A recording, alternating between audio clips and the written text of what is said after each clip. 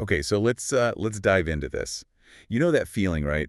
When a new word just sort of slips away. Oh, absolutely. Yeah. You see it, maybe write it down, think, okay, got it. Yeah. Then poof, gone. We've all been there, haven't we? Definitely. That frustration with learning vocabulary, it's so common. It really can feel like you keep hitting a wall. And the sources we looked at for this, especially pulling from the Smart English podcast, Hmm. they really get to the heart of why that happens and, more importantly, what you can actually do about it. Exactly. So if you're tired of words doing that disappearing act, this deep dive is definitely for you. We're going beyond just, surface tips here. We're looking at some really effective strategies to make new words stick. Not just for today, but like long term. Yeah, building that vocabulary powerhouse. Right. Minus the usual memory strain. The sources we're using really dig into the why behind it too, don't they? Mm. It's not just about being forgetful. That's right. Our brains are, well, we're incredibly efficient. They prioritize what seems important. So when we first encounter a new word, that initial memory trace can be pretty fragile. And there are a few key reasons why those words often just fade. Okay, let's get into that then. Why do we forget? What are the main culprits our sources point to? Well, the first big one the material highlights is simply lack of use. If you see a new word but don't actively try to, work it into your speaking or writing, your brain just doesn't get the signal that it's important enough to hang on to. Oh, It's a bit like hearing someone's name once and then never again probably won't stick. makes total sense. Like buying a fancy kitchen gadget, leaving it in the box, Yeah. and then you forget you even have it. Okay, what's the second big reason? Second reason the sources really emphasize is trying to learn too much, too quickly. Just, bombarding yourself with endless lists, often counterproductive. Your brain can only really process and consolidate so much new information at once. Yeah, like trying to download too many things at the same time. Exactly. Everything slows down. Maybe some stuff gets lost. Yeah, that rings true. I've definitely tried the learn 50 words a day thing. Usually ends with me remembering maybe 5 poorly. Right. So what's the third piece? Why else do these words vanish? The final crucial point is a lack of personal or emotional connection. If a word just feels abstract, doesn't link to your experiences, your feelings, your interests, it has a much harder time getting anchored in your memory. Our brains are just wired to remember stuff that feels meaningful to us. Okay, so Yeah. infrequent use, trying to do too much, Yeah. and no personal hook. Mm. It's actually good to know there are clear reasons. It's not just random. Exactly. It's normal. But knowing why is only half the battle. Right.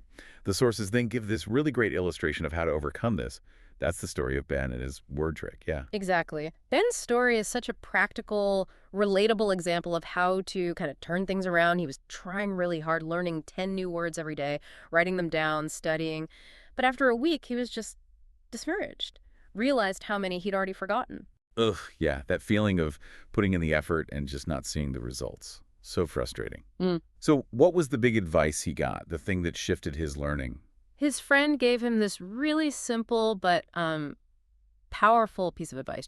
Don't just write the word, use it, say it, play with it. And that really pushed Ben to move beyond just, passive studying. Okay, play with it. Yeah. I like that. So he shifted gears, moved from just lists to actively engaging with the words. What does this new method actually look like day to day? Well, first, instead of 10 words, he scaled way back, just 3. Much more manageable. Okay, 3 a day. Each morning, he'd write these 3 words on small cards. He'd read them aloud, then say them aloud again, really focusing on how they sound. But the real key was what he did next. Which was? He started making up silly sentences, like really absurd ones using the words. Making it fun. Exactly. It injected that element of fun, made them more memorable, and he even started doodling little pictures to go with them. Pictures, too, so engaging his visual memory as well. Right. That drawing thing is interesting, isn't it? It taps into how visual cues can really help memory generally. Do the sources talk more about mixing visual and verbal learning like that?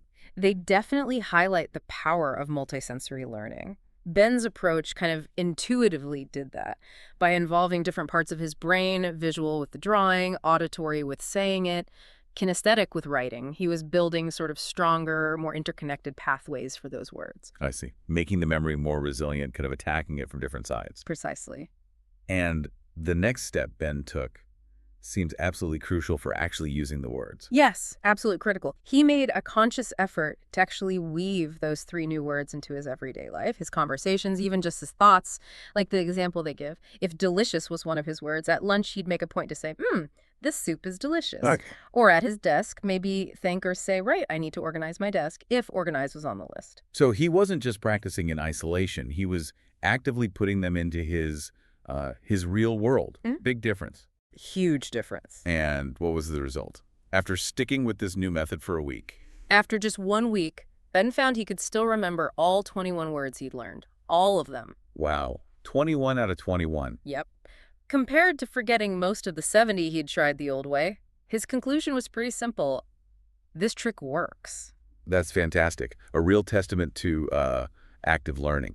Okay, so let's really break down why Ben's trick works so well. What are the key principles here that we can all start applying? Okay, we can boil Ben's success down to a few core things. Mm-hmm. First, quality over quantity, right? Just 3 words a day, manageable. Right. Second, he actively engaged, speaking them, using them deliberately. Third, he made it memorable. Those funny sentences, the drawings creating personal, maybe slightly weird associations. Yeah, the weirder the better sometimes for memory. Totally. Yeah. And finally, he kind of naturally included repetition just by using the words during the day. Right, it wasn't just passive reading. He was actively doing things with the language.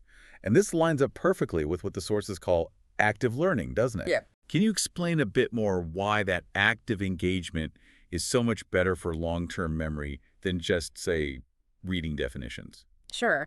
Passive learning mostly engages your recognition memory. You might see the word again and think, oh, yeah, I've seen that. Yeah. But active learning strengthens your recall memory, your ability to actually pull that word out of your head when you need it. Ah, okay. Recognition versus recall. Yeah. By speaking it, writing it, using it in context, you're creating multiple retrieval cues in your brain. It's like planting seeds in different spots in your garden. Higher chance something will actually grow and you'll find it later. That's a great analogy. True. Okay, so we get the why. We forget. We've seen Ben's success story. Let's get into some specific actionable smart tricks now, things we can all use. The sources had 4 key techniques, right? What's the first one? The first smart trick is spaced repetition. Right, spaced repetition. Heard of it, but how does it work exactly for vocabulary? It basically involves revisiting the new words, but at gradually increasing intervals. So the suggestion from our sources is maybe review a word 1 day after you learn it, then perhaps 3 days later, and then again after maybe a week. So specific spacing. Why is that pattern so good for memory? What's really cool here is that it taps into how our memory naturally consolidates information. See, when you first learn something, the memory is strong, but it fades, right? Right. Spaced repetition means you revisit the word just as you're about to forget it. This forces your brain to reconstruct and strengthen that memory trace. And the increasing gaps help shift it from short-term to long-term memory more effectively. That makes perfect sense, like giving your brain these little nudges just when it needs them. Okay, smart trick number 2. Second technique. Create a funny or personal sentence. We saw this with Ben's silly sentences. The more unusual or personally meaningful your example sentence is, the stickier the word becomes. Sticky words, I like it. Yeah. The source even gave that great example. The elephant is wearing sunglasses so stylish. Yeah, I remember that one. It paints a picture. Exactly. It's so much more engaging than, the word stylish means fashionable. Definitely. How does that weird imagery help us remember the actual word later? Well, if we think about how memories form, strong and unique associations are key. Funny or personal sentences create these really vivid connections. So later, when you're trying to recall the word, your brain can grab onto that bizarre image, the elephant in shades, or that specific personal link you made, makes retrieval much easier. Brilliant. Okay, trick 3. What else can we add to our toolkit? Third one is say it, write it, see it. Say it, write it, see it. Okay. This just emphasizes using multiple senses. Say the word aloud that's auditory, physically write it down, kinesthetic, visually see it well, visual. Engaging these different senses creates more connections in different brain areas. So a multisensory attack again. Pretty much. It builds more robust, interconnected neural pathways, makes the memory stronger, more resilient. How does involving different senses actually strengthen the memory trace? Is it just more connections? Yeah, that's a big part of it. Think of it like creating multiple pathways to the same information in your brain. This kind of redundancy means even if one path is weak or blocked somehow, others can still get you there. Like having multiple roads to the same destination. If one's closed, you take another. Exactly that. Got it. Okay, and the fourth and final smart trick from the sources. The final technique is grouping words by topic. Ah, okay. Like learning food words together or travel words. Precisely. Learning vocabulary in these thematic sets, food, travel, emotions, whatever it is, can be really effective. Why does learning related words together help so much with remembering them? It taps into how our brain naturally organizes information anyway, into what you might call semantic networks. So by learning related words together, you're leveraging that existing structure. When you recall one word from the group, like apple, it can trigger related words like banana, orange, fruit. They kind of pull each other along. Exactly. It acts as a mental cue, like organizing computer files into folders. You know where to look for related information. Okay, these are all super practical. Spaced repetition, funny personal sentences, say, write, see it, and grouping by topic. So Good. now, putting it into practice. The sources had a weekly challenge, right, to really make these stick. Yes, a weekly challenge designed to help you actively build these tricks into your routine. First step, choose just 3 new words each day. Keep it manageable, avoid that overload we talked about. Free words, okay? Then, for each word, the challenge is, say it aloud at least 5 times. Really focus on the sound, engage that auditory memory. Okay, 3 words, say them 5 times each. Next key step, write a fun, memorable sentence for each word. Get creative. Make that personal connection. Right, like this stylish elephant. Could be. And after that, active application. This is crucial. Make a real effort to use each new word in a real situation or even just a short conversation during the day, at least once. Okay, so use it or lose it, basically. Yeah, But actively using it. exactly. Don't just let it sit on the flashcard. Gotcha. And there was one more piece to the challenge. Yes. The final bit is review. The challenge suggests revisiting those 3 words after about 3 days. Bringing in the space repetition. Exactly.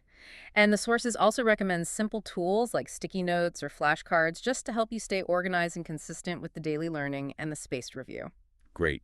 So a clear plan. Choose 3 words, say them 5 times, write a fun sentence, use them in real life, review after 3 days. That sounds totally doable. Yeah, it's designed to be sustainable, to make vocabulary learning feel less like a chore and more like an active, engaged process. Fantastic. Okay, so as we wrap up this deep dive, what's the main takeaway? The core message we want people to remember about remembering words. I think the central idea is really that learning vocabulary doesn't have to be this frustrating, forgettable slog. By actively engaging with words, making them personally relevant, and using these kinds of smart, science-backed techniques, spaced repetition, multisensory stuff, you can genuinely get much better at remembering them long term. Absolutely. It's that shift, isn't it, from just passively consuming lists to actively creating and interacting with the language. So what's our final bit of encouragement for everyone listening? Just, be patient with yourself. Embrace the process of actually using the new words, even if it feels awkward at first. Keep practicing consistently. Every single word you manage to learn and use, like this, is a real step forward. It expands your world a little bit. Well said. Okay, so here's a final thought to get you putting this into practice case, like right now. Think about just one new word you've come across recently, maybe today, maybe yesterday. How could you apply just one of these smart tricks we talked about? Maybe make up a funny sentence for it, or just say it out loud 5 times right now. Pick one trick, apply it to that one word, and just see if it helps you remember it tomorrow. Give it a try.